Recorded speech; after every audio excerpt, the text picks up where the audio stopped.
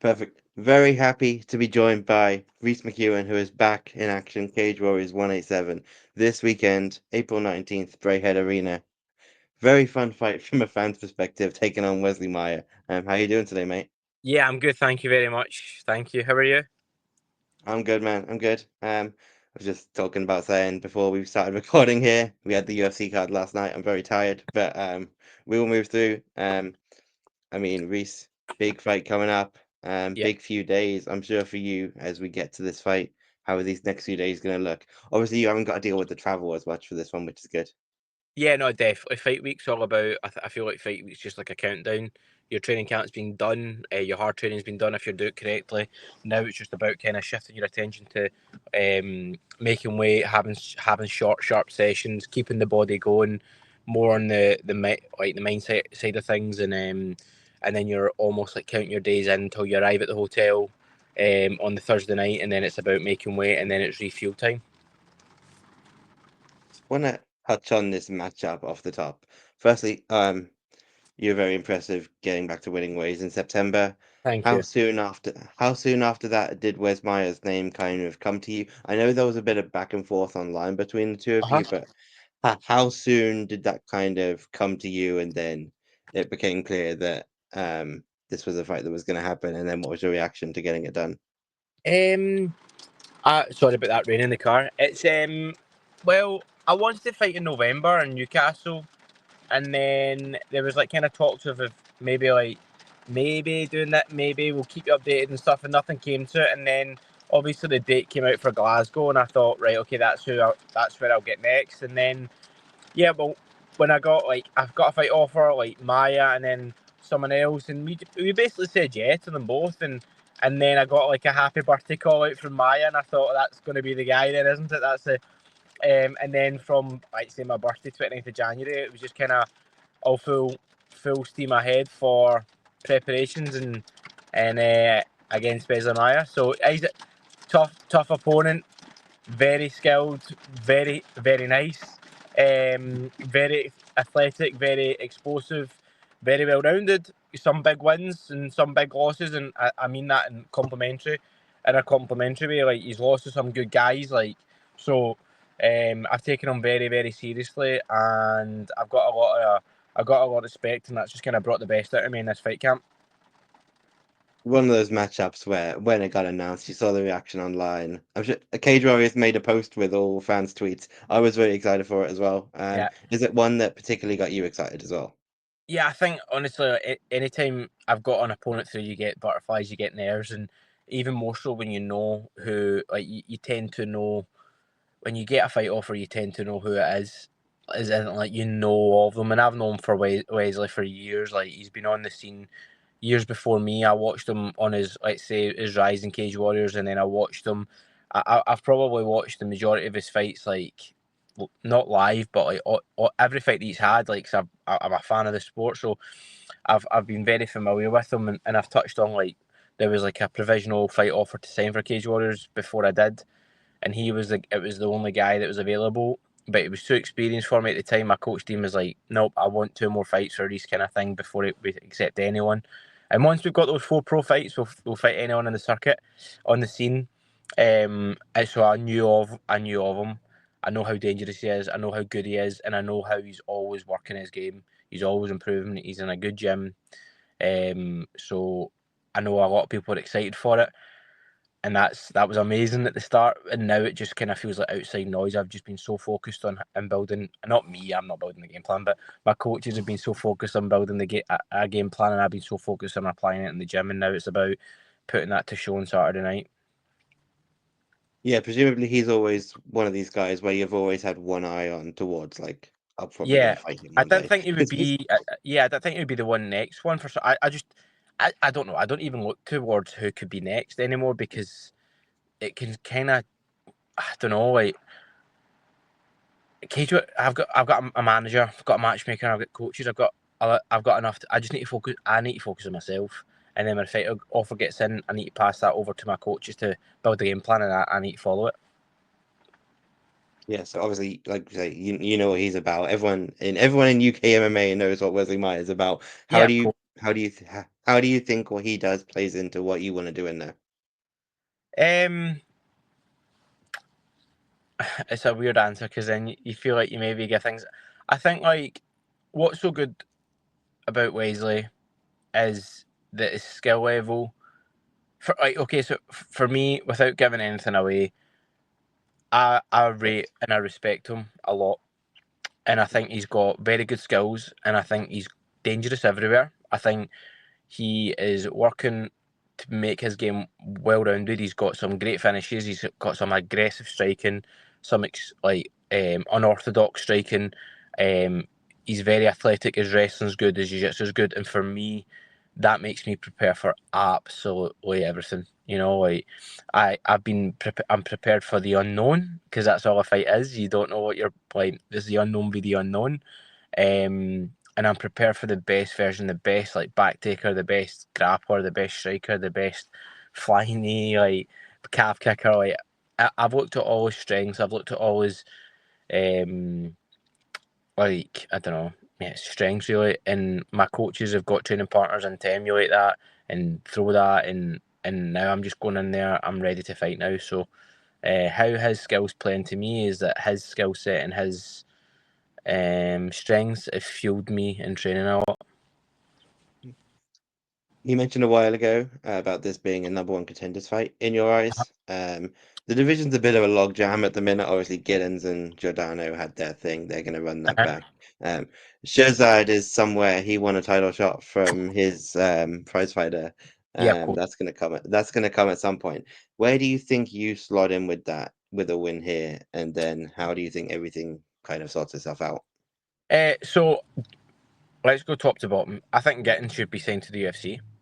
I think Yeah. he's earned that right. Um, he's won the belt and he's defended the belt. And in my opinion, the Cage Warriors World title should be your golden ticket to the UFC if you defend it even more so, and he's done that. Giordano, I don't think deserves another shot, but circumstances have led to him get that. I wasn't arguing with him getting the title fight because he's won 3 fights in a row and he's only lost like in recent times is like to Nathan and who's in the UFC and stuff. But okay, he's got his rematch. Shirzad Kadrian, like he's won the prize fighter, so he's obviously next in line.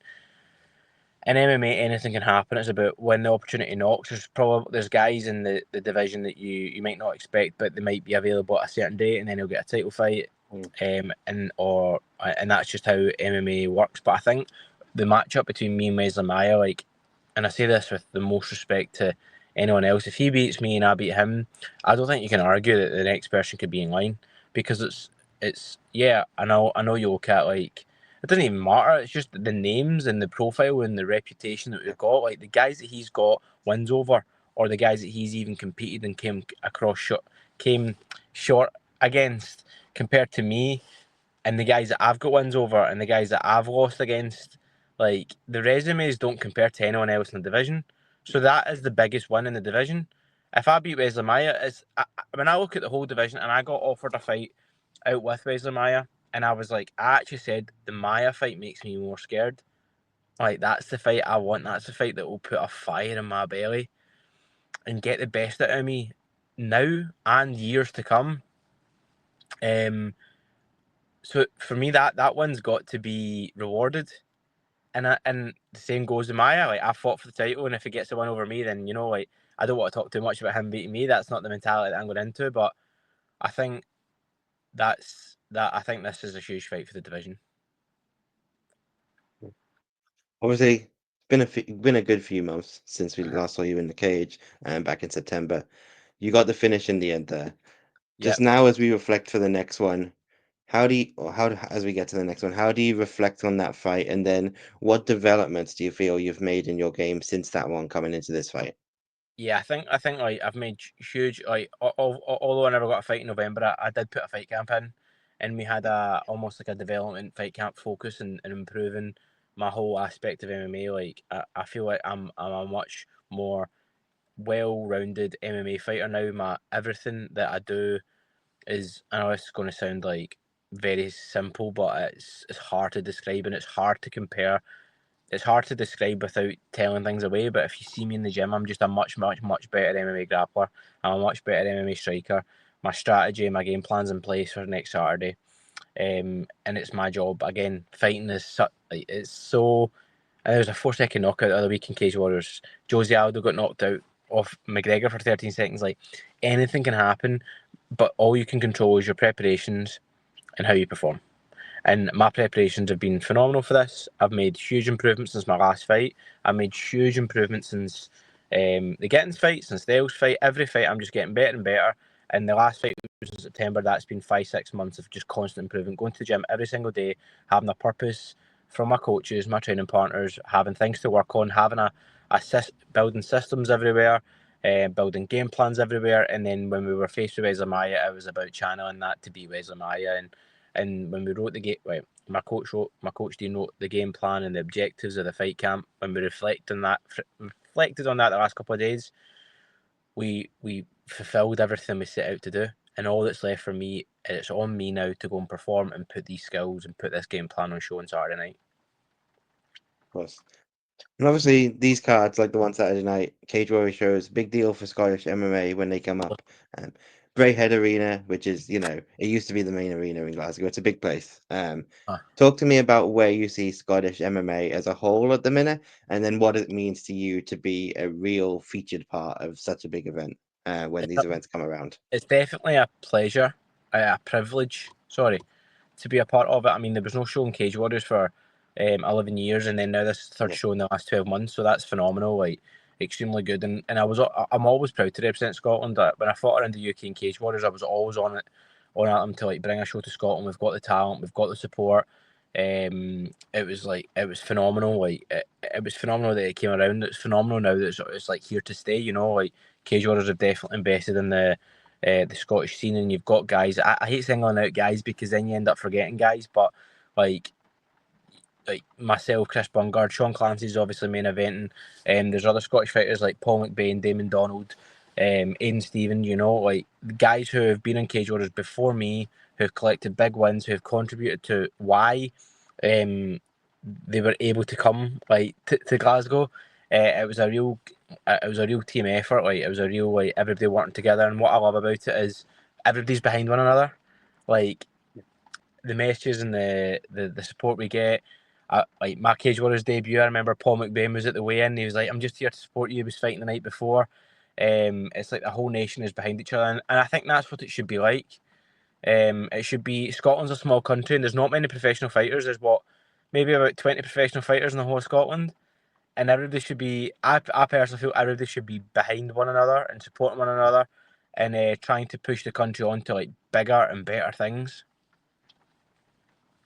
Of course, that's how you grow. And then, Yeah. like you say, Cage Warriors making a real home in Scotland now. Do you think we see another Cage Warriors show in Scotland before the end of the year? Yeah, probably. I'm not sure. Like last year, I think Cage Warriors know exactly what they're doing in terms of like what works well for like locations. Like last year, April was packing, but then September was maybe like not as busy, and it was quite a quick turnaround in terms of like going back to the same place. So I would love like maybe at the end of the year, maybe not September, maybe at the end of November would be absolutely phenomenal. But even if they don't, Cage Warriors are definitely here to stay in Scotland. There's a huge future in Scotland, in Cage Warriors and in MMA. So there's plenty of more talent coming up. So I dare say it, but this is only the beginning for Cage Warriors in Scotland. Yeah, you say that. I should touch on the man in the main event, Sean Clancy. What a Yeah, future he has, right? absolutely, of course. Like it's so good to see him because, but I know how much work has went in to his life to be successful in MMA and be a professional fighter, and it's brilliant that he's getting a chance to headline Cage Warriors Glasgow. Like it's phenomenal, and I know he'll take it in his stride, and I've got a lot of faith that he'll get a finish, get a win, and hopefully he's kind of knocking on the door for the title fight, or he's knocking on the door for like maybe Dana White's Contender Series. So I've got a lot of respect for Sean. I've got a lot of respect for James Doolan in the gym. So it's great to see. Away from fighting, you own a coffee company. Yep. Yeah. Where did that idea come from? How has that all been built from the ground up for you?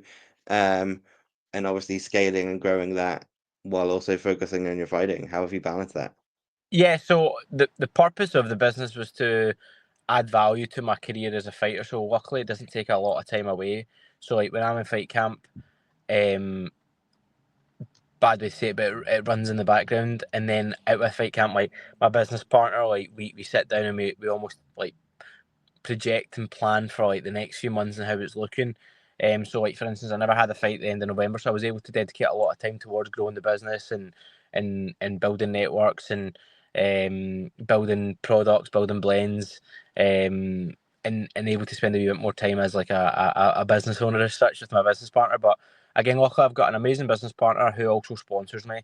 And that's how the business came around because he like just putting it as black and white, he thought it was very smart for me to have a business and a brand to supplement my MMA career so that if a lockdown happens ever again or my career's taken away from me, or even more positive, when your career's finished, you've got 5-10 years of having a business there and you're not starting it up once you're finished and you think, what do I do now? So it's very manageable to obviously have a coffee business as well as fighting because it just supplements my career, and my business partner's fantastic to work with.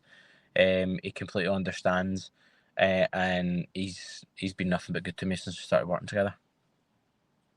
Give us the plug. Where can people find it, and what kind of So products do you have for the minute? we've got at the moment if you go onto our website, it's called Conatum. The business has got Conatum, but it's spelled Conatum, conatumbrand.com. And yeah, you can see that. You can find it on my social media channels. If you go on my Instagram, it will say the owner of Conatum. You can go on the Instagram, which is probably better, and then it will direct you to the website. And in terms of what we've got ground coffee, whole bean coffee. We've got travel mugs. We work with local fight shows, like fight show in my head right now is On and More. We've got travel mugs for them. We've got spice rubs. I've got some of my merchandise, personal merchandise on the website, plus many more things for you to enjoy your caffeine, enjoy your coffee. But yeah, we've got various blends, red blend, blue blend, and they taste phenomenal. The biggest plug that I can give is before owning the business, I didn't like coffee, and now I do. So I'm the biggest testimonial that you can have. And that's actually relatable because I was not a coffee fan until Yeah, recently. It's strange. I finally found one that I like, but I will definitely be having a look at your website and You seeing what I can definitely need find on to there. shoot me a message, and we'll definitely need to sort you out. But it's like a joke now that I was like, I'm not really sure if I should say that, but I'm like, well, of course I should say it. Before I didn't like it, and then now I'm like, yeah, I do like coffee. It took, obviously, it's quite an acquired taste, but then I was like, I don't like all coffee. Obviously, I do like my own. Um, but yeah, that's it's amazing to have as well. It's kind of like an imposter syndrome as well. Like I say I've got a business degree, and I'm like that's me faking it till I make it, you know. But nah, the business is in great hands. It's co-owned by myself and my friend and sponsor Grant Ruxton. So yeah, we're definitely here to stay for the long term. Perfect. I got a quick fire segment here, so I'm just gonna throw some things at you, and then we'll start to wrap up. Favorite food? Italian. Do I have I to know what bring the it out answer as is gonna. Italian? Okay, no. You can narrow it down if you want, or we can just kind of. Any Italian food. Italy's the dream Okay. place. So Okay. I know what the answer is gonna be here. Favorite drink? we'll go coffee, of course. Specifically, Connaughton coffee. Of course, specifically Connoisseur, yeah. What's your go-to breakfast? I'm a sucker for porridge, but the way I beef the porridge up is probably not even porridge. It's like porridge, your protein powder, peanut butter, banana, honey, So my oat bowl, that's my Yeah. go-to breakfast. Yeah. Favorite movie? It's quite a hard one. It's quite hard to think because I would have to. I'm that kind of person. I need to have the list of my top 10 in front of me to go. Oh, that's my number one. So I'm not sure. The um just because it was on TV last night, The Accountant was a good film. I'll just pick it. The Accountant, but it's not my favourite. But it was on film. It was on TV yesterday. Favorite TV show? Again, same. I'm not one Same to like. problem. Again, recency bias, like Tulsa King's one that I really liked lately. Favorite musician? Jerry Cinnamon or Oasis. That one's easy. Yeah. Favorite sport other than MMA? Football. Who's your team? You might get people mad at you. You might alienate half of your fan base. Yeah, we'll just go no comment. But those who know know. My local team, I'll go local team Morton, but everybody knows that's untrue. But yeah, we just. It's a hot topic, let's say. Then people go, "You're sitting on the fence." That is what it is. It's Rangers. Favorite It's fight? Rangers. I can't sit on the fence. It's got to be Rangers. I just can't sit on the fence. Because then people will go, "We know you're like," but that's what it is. No beef from me. No beef from me. I'm completely neutral down here in England. Yeah. Favorite fight. So favorite of your own, and then a favorite to watch. My favourite fight, the first one that comes to mind, is the Sam Spencer fight. Just because it was my debut, there was a lot of adversity in the fight, and I went in and injured, and I was at the start of my cage warriors journey. And did you say favourite one to watch? Did you? No. Yeah, favorite fight to watch as well. Conor McGregor against Eddie Alvarez. I just thought that was a complete perfect performance. Favorite fighter. Favorite fighter. Let's go current Marab. Favorite submission to drill in practice. To drill and practice. You always feel bad drilling submissions on people. I think like a rear naked choke, because you can kind of let it go, and then like there's nothing nastier than like drilling like not neck cranks. Oh my god, people will be thinking we train like crazy people, like guillotines or like heel hooks and stuff. It's just nasty to drill that. Funniest person. Sorry. No, it's fine. No, I was gonna ask the next I was question. gonna If you got more to say. see when you're like drilling like anacondas, guillotines. Armbars are okay and stuff, but like it's just certain things you're like, I don't need this in my neck. But rear naked choke's okay because you can kind of tap premature and there's no damage. Funniest person you've met in MMA. Funniest person I've met in MMA? Oh man, I don't actually know. Again, I'm not very good at thinking. I'd have to have somebody say to me, "What about this person? Do you remember meeting them?" Yeah. I've got a few people in the gym that just make me laugh. Like they could actually say that they hate me and it would make me funny, but so I'm not sure. I can't think. That's cool. Best piece of advice you've been given.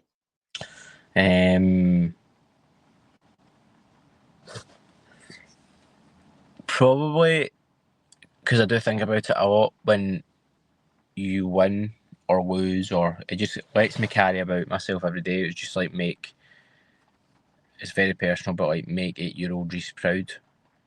I just anytime I'm kind of stuck, or anytime I feel like I'm going through a difficult or even a good phase, like how would I carry myself here? Like I just need to make.